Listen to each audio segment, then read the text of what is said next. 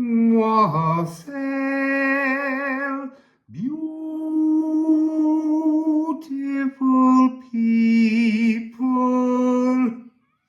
I didn't go where I thought it was going. So we're on day 4 of this Yuletide fascination. So before we get going, I want to say thank you to all of those that have sent me a donation to help us get to us, as in all of us, to get to Morocco, which is just an interesting thing because it's not somewhere I've ever thought of going, and yet I'm being called there, and so I must obey the call. Not really sure how to get there.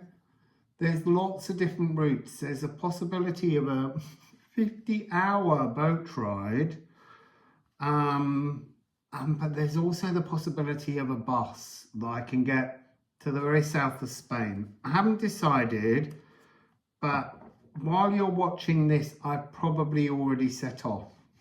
So I haven't received, I've got 50% of the money raised, and my terrible impatience to get to all these beautiful places with you has made me set off. Whether I can afford to stay anywhere doesn't seem to be bothering me. So thank you anyway for those that have sent gifts and donations. If you haven't, it's nearly Christmas. So we're looking at the next part of this energy. It's kind of under the symbol of wreath making, but really it's about how back in the day, a long time ago, they brought evergreen plants in to encourage the arrival of the Holly King, but also to show fortitude during the dark months when death was so close, when your departed ancestors were knocking on your door. You needed to remember that you have the strength, just like the evergreen plants, to get through these really difficult periods. So really, we're kind of looking at ivy today. I've done a lot of research and I don't believe any of it. I just think there's a terrible copy and paste going on for people to pretend they have some kind of knowledge of something very ancient. I feel as though it's not quite right. So what we're going to do, we're just going to use the channeling to try and find out something about ivy. What's my connection with ivy? The notion that ivy has a vulnerability. It needs to climb and grip to something to hold stability. And that's only half true, because you can get really ancient ivy that has thick trunks and they're really rigid and stable. They can gather around a tree and encage the tree. So it's, to me, it's going to be interesting. Ivy also has the most potent smell of life force in late season, November time, October, November, when it's beginning to go into flower, and it's kind of like a late insect feeder. So there's lots of very interesting things about ivy, but I just think all of the modern interpretations are a little too Christian and a little too full of shit. So, ivy.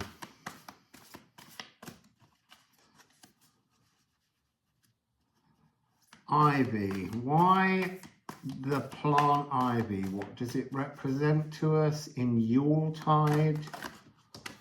What does it represent to us in Yuletide? You see, that's so interesting.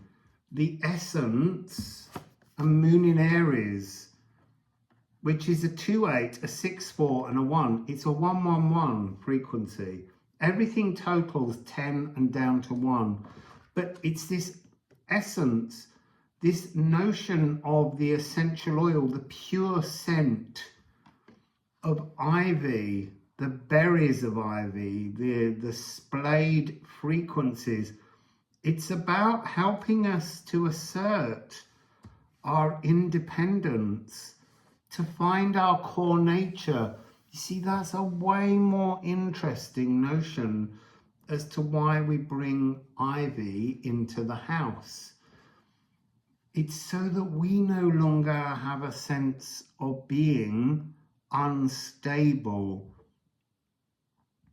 It's allowing us to tune into and express a pioneering aspect lost within our leaning upon society.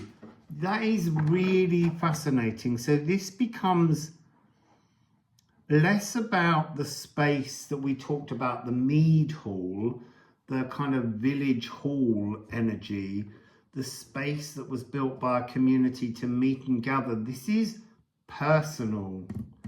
This is, ivy is about something authentic, but also something daring. It's like a hidden, I want to say like a hidden truth, but what's coming across is there's a hidden playfulness associated with ivy. So I'm being shown this notion of the twisting, the growing, the binding, but then how the binding without the necessity for the pruning, the very nature, the very act of pruning ivy is a reminder of how we need to prune our own outlook, or we cage ourselves in our belief system. Really interesting. We have a sun and a moon here. No, sorry, we don't. A and C. So we're looking at the A minor.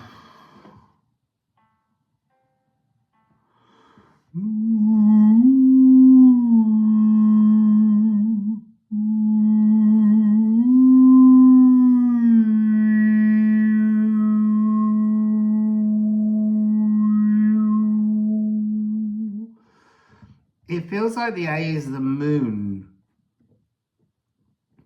Well, I mean, it is the moon, but what I mean is it feels like it's the mystery of the unknown. It's the energy when we don't know ourselves. That's what ivy is asking us to know, our inner essence. Really interesting. So C becomes all the molecules. The cage that holds our consciousness is what I'm hearing, and that's why it might be that C is the essence of ivy. I don't know, let's keep going. Let's see what else wants to come out about ivy with the runes.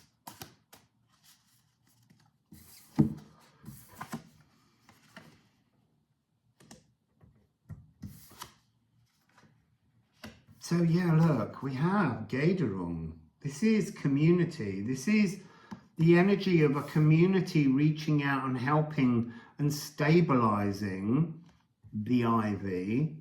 But then there's something here about sweeping aside to the individuality, seeing how sometimes tribal wounds can be played out in individual cases.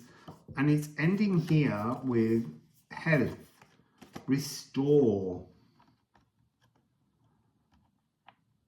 You see, and that's interesting because Idun's golden apples are created for the community. The gods, all the Azir, have her golden apples to keep young. So there's an energy here in the ivy that has a sense of juvenileness, playfulness. But it's that notion of clinging, that's what ivy does. We have to learn not to cling to the community, but to become a stable individual within the community, aligned to yourself. Really fascinating.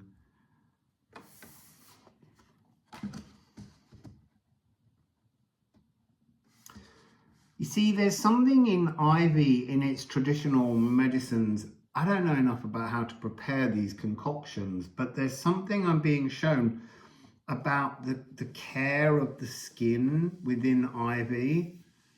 And that's not why we bring it in, but it's one of the properties that it has. What else? Inner core nature, so I'm seeing lungs, breath. Ivy must in some form also assist in breathing. 11, 7, 7. That's not doing anything. You see, it's interesting because this is knee holly. Knee holly is a very short, spiky plant that was used to clean away the stains. So there's something here about the need for both the holly and the ivy, because that's what's coming through here, the holly. But the holly is either tomorrow or it's the next day. It hasn't made itself clear. It feels like this is some kind of three energies, the three important evergreens. On the basis of this wreath that we've made of oak, we're now adding the holly. We're binding ourselves to the coming summer. And then we bring in the energy of the mistletoe and the holly. And it's at the point of the holly that you've created the strengthened future wheel of the year. But it begins with the ivy, because the ivy must bind the oak. It can pull down the oak. This is the symbolism of almost caging the oak king in preparation for the handing over to the holly king until spring comes back. It's about restoring cyclical balance. Beautiful. See, I'm so pleased to be doing these and sharing them with you, because there are these traditions and they're lost. So this is so fascinating. Look, we have earth, the element of earth. You are bringing symbols of the living, powerful, evergreen earth into the home. You're creating talismans to ward off winter's death grip, the kiss of winter. And this is coming in. It's about health. It's about the transformation here. There's a divine, I'm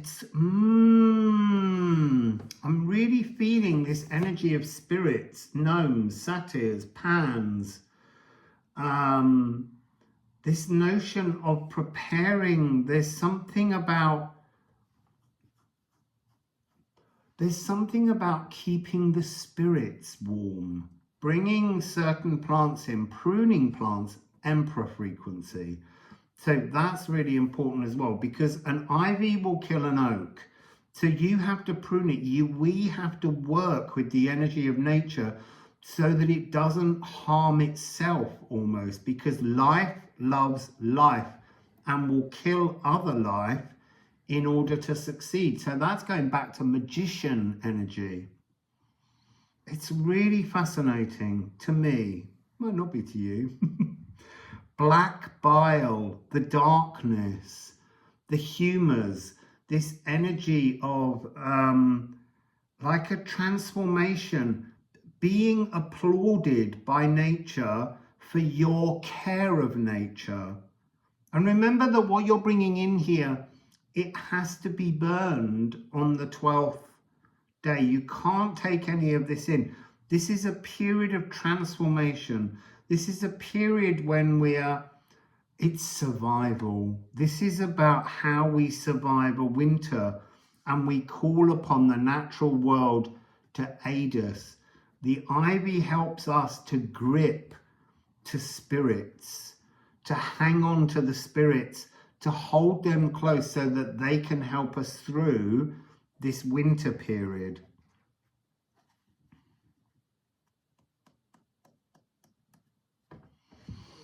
So,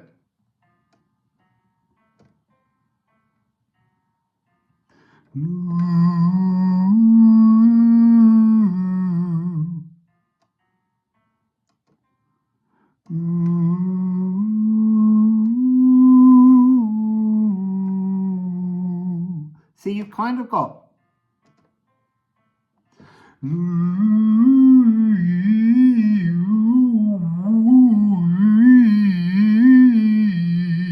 this F major that seems to be representing the earth with the lower heart, the physical world, the evergreen. This is the evergreen. And then there's this energy of the F sharp of our consciousness needing to somehow grip and hold its place. There's something in the F major chord that has an instability.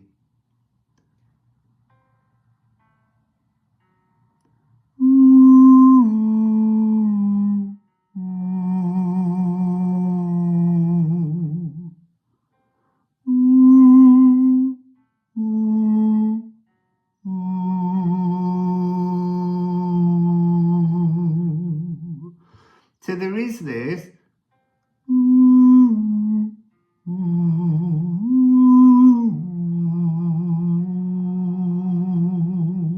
there's an instability. There's an energy of almost like the molecules around you just wanting to shift and your consciousness to almost be scattered.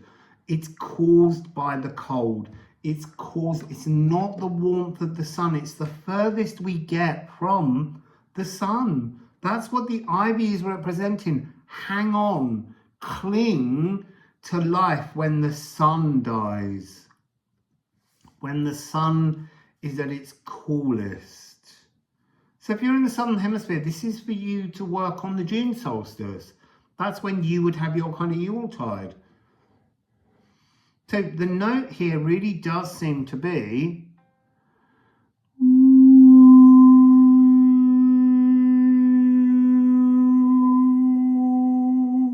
big clouds just come over. There were no clouds and it's gone dark. As I mentioned, the sun being hidden, it's gone very, very dark here.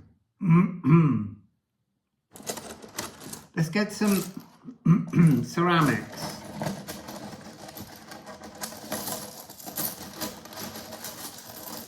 These are my favourite readings when I have no idea what the message is going to be. Interesting, 34. So here we have Kelk.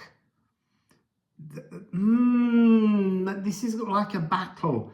It's the battle to remain anchored when winter is desperately unanchoring everything around you.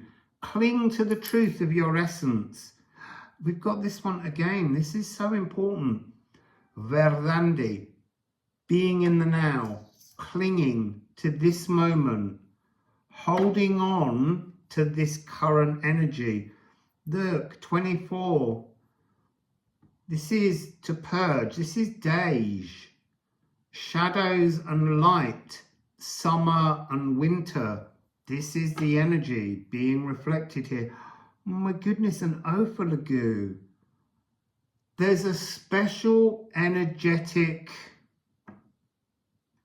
totem is what I'm hearing, like a golden ticket, and every winter you get through is like a kind of an energetic reward that can unfold. So this early idea that people remembered how many solstices, winter or summer, depending on which their particular community marked the most. I think with the winter one, for most, we have more pleasure in a summer because it's abundance. There's something in this one that's meant to trigger a kind of fear that needs purging. And that's what comes up. And then we notice this, it's getting darker and darker. We notice this one in the winter time because we yearn, we pine for spring. So this is somehow the more triggering. Let's just get a couple more runes to go on at the end. So we have Lagoo and Thorn.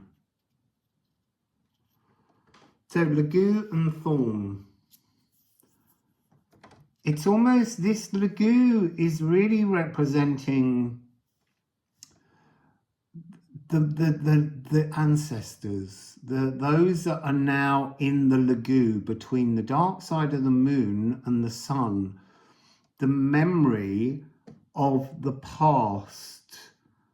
And then this is the portal of winter almost. This is coming across as the Holly portal. This is the arrival of the truth behind midwinter. And we've not reached the Holly portal, the Holly King's arrival. We're in that moment where we're transitioning. We're binding the Oak King in preparation for the arrival of the Holly King. And, you know, you can call them queen, you can call them god, you can call them goddess. They're just terms that we're using because this is really talking about, when we say Holly King, it's about actioning survival in the darkest part of winter. So it's a very beautiful, wondrous energy. So I think we're going to leave it there. I think we've covered everything we need to. So tomorrow should be, I believe, mistletoe. Be interested. Mistletoe feels moony. So, wassail, beautiful people.